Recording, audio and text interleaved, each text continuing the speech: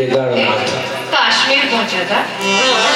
એ કાશ્મીરની અંદર પહોંચ્યા તો કાશ્મીરમાં એમને થોડું શરીરમાં સારું ના લાગ્યું. એટલે એમના જે શિષ્યો હતા એ શિષ્યોએ શું કર્યું કે ભાઈ તમે બેસો, અમે જઈને તમારા માટે કંઈ લઈ આવીએ તો તમને સારું થાય.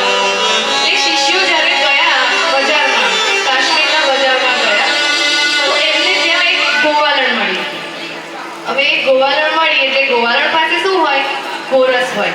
એટલે શિષ્યોને થયું કે આપણે આ લઈશું તો એમને શક્તિ આવશે. એટલે એમણે કીધું કે માં તમે મને થોડુંક ગોરસ આપો, અમારા ગુરુજી છે થોડાક તબિયતથી નથી સારા, તો તમે થોડુંક અમને ગોરસ આપશો